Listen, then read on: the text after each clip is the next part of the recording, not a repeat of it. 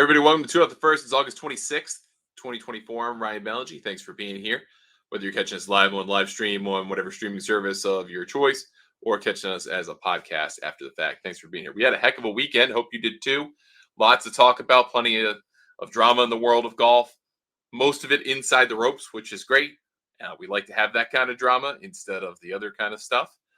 It was a really, really good weekend. So I want to dig in on that with Lydia Ko winning the AIG Women's Open, and with Keegan Bradley, the sitting, existing, current, whatever, U.S. Ryder Cup captain, winning on the PGA Tour and getting himself from a position of being the last guy into this field at the BMW Championship, 50 out of 50, and then becoming the guy that has one of the best chances to win the $25 million FedEx Cup come Sunday. Talk about that, as well as I want to propose a fix out there, and I've thrown it out there on Twitter/X about how to fix the FedEx Cup in terms of the starting strokes. We'll get into that later on. So let's start with Lydia Ko winning the AIG Women's Open in what was probably the first or second best major of the year. If you look at all 9 majors played between the 4, as we traditionally know them, recognized by the PGA Tour, and the 5 recognized by the LPGA, I'm pretty sure this was the best one, if not the second best one. And that really depends on how you feel about Rory McIlroy versus Bryson DeChambeau. I think that was probably number 1 this year for most people. A lot of people could argue, I think fairly, that the PGA Championship was number 2 just because it was so close down the stretch, back and forth, 3-way battle. A lot of fun, right? But what neither of those things had was 4 current or former world number 1s tied with 4 holes to go in the championship at the home of golf. And so I will make the argument that this was either the first or second best major of the year, because down the stretch at St. Andrews on the old course, the home of golf, we had wind, we had rain, we had nasty conditions. It was cold. Everything was tough. Greens were slow because of the wind. It was just different but traditional links golf at the same time. And you had Lydia Ko in there. You had Nelly Korda in there. You had Lilia Vu in there. You had G.A. Shin in there. And you had Nelly Korda coming off of a very difficult stretch of golf for her, although in total an incredible year, half dozen wins. You had Lilia Vu, who's been very much up and down this year, down because of a back injury, comes back, wins her first start after, then admits that she feels like she's dipping back into this notion of imposter syndrome, even though she's won 2 major championships, did it last year. You've got G.A. Shin, who walked away from the LPGA to return home. She wanted to be in her home country. She was number 1 player in the world, an incredibly accomplished player, and kind of maligned by a lot of critics of hers at the time by not being emotional enough, not interesting enough as a world number 1. And yet still she's persevered all these years to be able to get starts like these in major championships and found herself in position to once again be a major champion. And then you had all of that come together in a confluence in the final 3-4 holes. It was just great, great golf. And unfortunately, G.A. Shin just kind of didn't have it, just kind of slipped it away. 17 got her. The road hole got her. Lilia Vu just couldn't get it done on 18. She had an opportunity playing the final group with G.A. Shin to tie Lydia Ko. She hits the cart path on the home hole. It rolls down to, 35, 40 yards. Gives herself a reasonable chance at an up and down to it. Not so easy pin. Unfortunately, her short game kind of betrayed her a little bit, left her 25 feet or so for a birdie, and she was unable to make it. She wasn't even close on the putt in the end, wound up making the par putt or missing the par putt, which cost her about $300,000, dropping her from solo second into a massive tie for second place, which that was crazy. And then you had Nelly Korda just dropping strokes all over the place. I mean, it felt like through the 11th hole, when she got up and down from the bunker on the par 3, which was an incredible up and down, it was like, all right, this is hers to lose. She's got a multi-stroke lead. It's not going to get away from her. She's going to win 2 majors this year. And then once again, put herself in position to make a double or worse in a major championship round. And she did it twice on Sunday. Just incredible mismanagement of her game and gave the tournament away. I mean, she had it in her hands. The trophy was in her hands. And then the really interesting thing to me is how Lydia Ko turned it on. When she realized with 4 holes left that she could win this thing, She turned it on. She didn't turn it off. She didn't lose control. She didn't make bad choices. She didn't have unfortunate nerves, any of those types of things. She executed. 17 and 18 were incredible. Yes, she didn't make the birdie on 17, but the second shot she hit in there is the stuff of legend. It hit it to 20 feet with a 3-wood from a really tough spot on a really difficult approach shot, one of the most difficult in golf. And to be able to do that with a fairway wooden hand, incredible. Then on 18, hits a good drive, gets herself in position, hits it 7 feet past the flag, makes the putt that had to have slid 9 inches, closer to a foot left to right, gives the fist pump. She knows she's in the house on a good number. All she's got to do is see if she can sweat it out and avoid Nelly Korda and Lydia Ko and Jie Shin, which is not an easy task. Again, all former world's #1 players. And slowly it happens. Korda, bogey 17. She has to eagle 18. When that doesn't go in, she's out. Jie Shin, bogey 17, effectively putting her out of the tournament. And then you had Lydia Ko, who had to birdie 18 and just could not get up and down from about 40 yards. And I'm not saying that's an easy up and down. It's not a slate on her. But she didn't get up and down. So Lydia Ko winds up winning by 2 Lydia Ko winds up winning by 2 because Lydia Ko misses the par putt on 18. She finishes on 7 under, 281. There are 4 players who wind up in that tie for second place. The 3 aforementioned former world #1 and running in, who had a very nice little Sunday 70 to finish on 5 under total. But again, that was a $300,000 putt for Lydia Ko on the final hole that she missed. That I know that's kind of nothing in retrospect in trying to, in the grand scheme of trying to go back to back in a major, successfully defend it, win a third major, all that stuff. But that's a lot of money, especially on the LPGA. So Lydia Ko is now a 3-time major winner. She has won a major for the first time in a little bit more than 8.5 years. Her last major was when it was still, I think, the ANA Inspiration in 2016. Like the first year, I think it was the ANA. Now it's the Chevron Championship. Pretty incredible. Couple of weeks, basically 15 days in total for Lydia Ko. She winds up winning the Olympic gold medal in Paris to get the final points that she needs to get into the LPGA Hall of Fame. That's incredible unto itself. The scene of that, her crying, just being so happy to have finally achieved that. And then just 2 weeks later, I mean, it's 15 days because the Olympic event ended on a Saturday. She is a 3-time major winner, and she is the 3rd player to win an AIG Women's Open on the Gold Course, joining Lorena Ochoa and Stacey Lewis. Incredible players in their own right, world #1, and she joins that company. And just to see the emotion on her face when Lydia Ko did not make the birdie putt and she knew she had won, to have that just kind of moment of, all right, I did it, the outpouring of tears and joy and happiness, and then to spend time with her husband, June, who came over, was there with her, and they hugged and embraced and enjoyed that moment together. What a special time for them. It's really cool. I mean, you can go to X and Twitter and just see story after story of people in my line of work who've covered way more tournaments than I have over the years.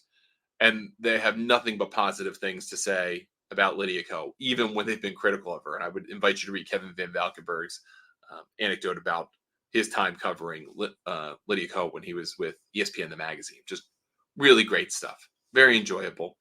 And so I think the takeaway for me is this was such a great finish to major championship season, right? Those 2 weeks, the Olympics being such a great catalyst kind of for the end of the year.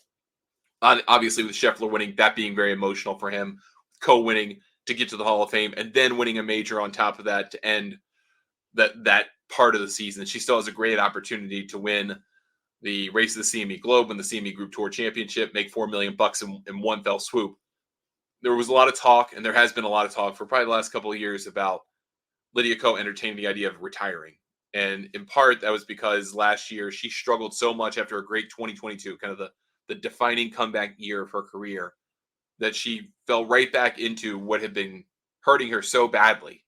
And she got to the point when she missed the cut at the Portland Classic, where she was there with her sister and thinking, maybe I'm just going to retire. Maybe it's time to walk away. And she wound up finding a great caddy who believed in her and stuck with her even through some of those darker times. She winds up winning the start this year. She puts herself 1 point away. It looks like she's going to get that point in the very next start in the Drive One Championship. She winds up getting caught by Nelly Korda, then loses to Nelly Korda in a playoff. That sets off a career-defining run for Nelly Korda. And then Lydia's just kind of there, stuck in this limbo of, I need one more point. How do I get one more point? I'm not playing my best. What's going on? And then she finds it. And that, I mean, that's golf. That is athleticism. That is so many things to a T. And that she did it with a lot of grace after the fact, to really kind of go into depth about the struggles that she has faced and to overcome them, and the pride of overcoming them and the fruits of overcoming it. Being an Olympic medalist, now having been the only person in modern golf history to have a gold, silver, and bronze from the Olympics. There's only been 3 of them, and there's only one person who could do it. And then to also be an Open champion at St. Andrews, when even she said in her press conference or speech outside the R&A clubhouse when she was handed the trophy, that she didn't really know a lot about links golf when she was in this tournament for the first time at the old course last time they had it, 11 years ago when Stacey Lewis won. And 11 years too long, by the way, for the Women's Open to be at St. Andrews. But she said she didn't really understand links golf. She didn't particularly like it. And she thought this would be the major of all of them that she would struggle the most to win because of that kind of lack of experience and maybe to a degree appreciation of links golf. But then to find it here in this past weekend and to finish it off is pretty amazing. So does that mean she retires? Does that mean she walks away? Is she satisfied? Is she happy? I don't get the sense that that's the case. I think she's figured out, hey, I can still do that. I could still play at the greatest level in this game. And I could still win major championships. I could still win gold medals. So keep it going. So I hope that's the case. I hope she sticks around longer and kind of defies her maybe own prediction of retiring at the age of 30. But we'll see what happens. Congratulations to Lydia Ko. Other big winner of the weekend has to be Keegan Bradley, right? Keegan was the last guy in the field at the BMW Championship. Got in when Tom Kim really screwed the pooch down the stretch in Memphis. 666, I think it was, to finish in Memphis. That moves Keegan Bradley into 50th position. He gets in this tournament. He gets in all the signature events. He gets the benefits that come with that, right? And then finds a way to win the golf tournament, the BMW at Castle Pines. I know a lot of people, especially in golf course architecture circles, are not a big fan of Castle Pines. I get it. It's not one of the best. It's not one of the best in Denver in terms of architecture. But it was a really good PGA Tour course. And I think we have to set up the distinction between a PGA Tour course and a great architectural course. And they're not always one and the same. This is a great venue. A lot of people liked it. Packed to the gills. Great noise. One thing I have really noticed in the case that I've been trying to make around the PGA Tour shopping out these first 2 playoff events in particular, both of them, not just the BMW with the Western Golf Association, but the crowds at the BMW every year are tremendous. They are lit up. They're fantastic. They're raucous. They are fun. And the reason is, it's because it's not in the same place every year. And it doesn't have to be an incredible party like Phoenix is. It can just be a great traveling circus with 50 of the best players that season on the PGA Tour playing together for an opportunity to go play for even more money in Atlanta. I think that is the winning recipe here. And if you heard the crowd noise and ovations all weekend, I think you would tend to agree with me. But Keegan Bradley played into that crowd. He wound up winning by a shot on 12 under, 276. He beat Sam Burns, who shot 65 way earlier than everybody else. I mean, he was done for a good 90 minutes, almost 2 hours, I think, before Keegan Bradley wrapped it up to win the tournament. Ludwig Aubert, who mysteriously found the water, I think, was at 14, just went a 30 yards short of his target. And he was posing. So either he had the wrong club or mishit and just did the pro pose, but does that. And then Adam Scott, who winds up finishing a shot out of a playoff with Keegan Bradley. And he seemed very disappointed that he couldn't get the job done, but does wind up moving to 14th in the FedEx Cup standings. So he gets into the Tour Championship as well. So good tournament, fun to watch. I mean, not as compelling to me as the Women's Open. I mean, it's a major, it's St. Andrews, it's links golf. Like you're going to get me more than you're going to get Castle Pines, but everyone's got their own different views, right? So Keegan Bradley becomes the third sitting U.S. Ryder Cup captain to win on the PGA Tour. Davis Love did it in 2016 at the Wyndham Championship when he became one of the oldest winners in PGA Tour history. Keegan Bradley's obviously much younger, so maybe it has a different panache to it because he's not a washed-up player. He's very much a top 30 player in the world, and now puts himself in a position to be fourth in the FedEx Cup, gives himself a good look at $25 million when he was probably thinking he had this week off. And now you've got to adjust expectations. Now you've got to adjust plans. Things are different now for him. He's guaranteed $550,000 along with everybody in the top 30 qualifying for the tournament, for the Tour Championship. Remember, $25 million to the winner this year, $12.5 million to second place, and I think it's something like $6 million and change to the third place finisher. So this is no joke. This is a lot of money on the line at the Tour Championship. What was interesting to me is we had 4 players get inside that top 30 from outside to start the week. And the 4 players that moved in, obviously Keegan Bradley moved in highest. He got in the 4th position from number 50. Pretty incredible. And if I seem to remember right, a couple of years ago, and this is more than a couple of years ago now, remember Heath Slocum wound up starting the playoffs like 120-something. One of the event got to third back when it was way more volatile. But Keegan Bradley is a great example of what can happen in the playoffs if you make them playoffs, if you let them be playoffs. So he gets in. You got Adam Scott who gets in and goes from, I believe, 41st to 14th. Then you had Tommy Fleetwood, who was right on the outside looking in, winds up getting in. Chris Kirk, same thing, just on the outside. I think he was 32nd, gets in on 26.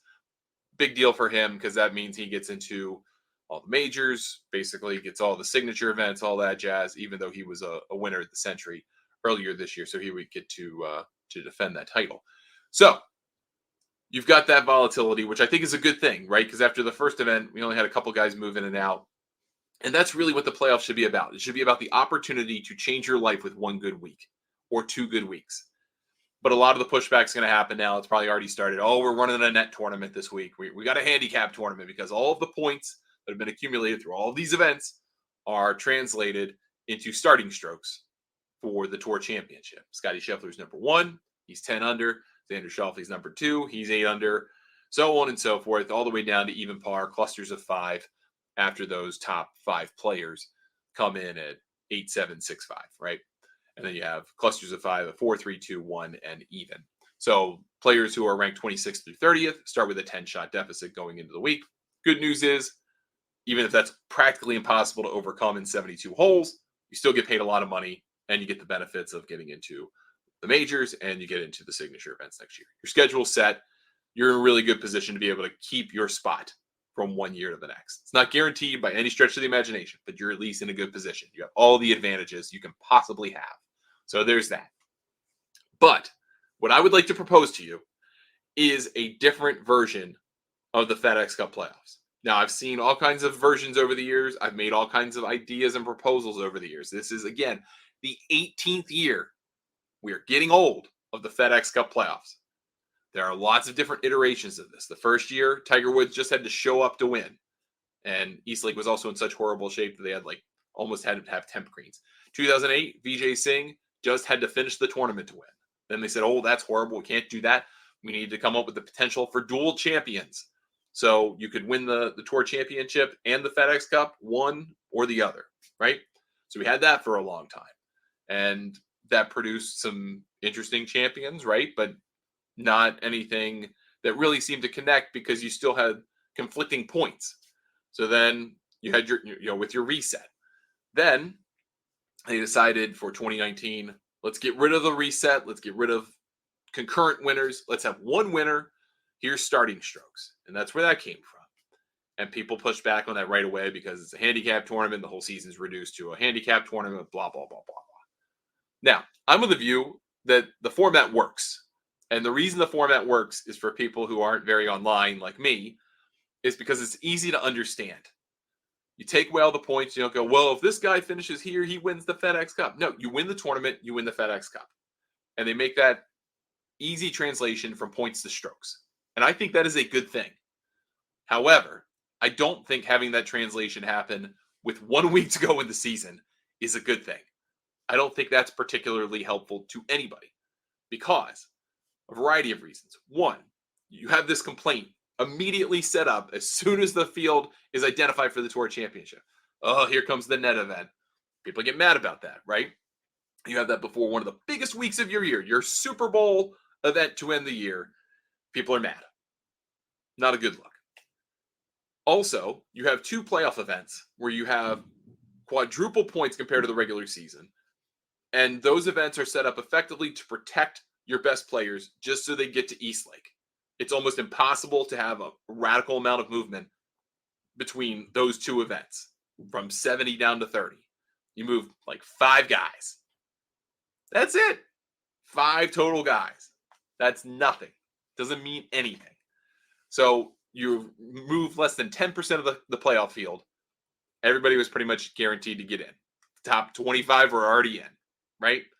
So that's not great. That defies the point of playoffs.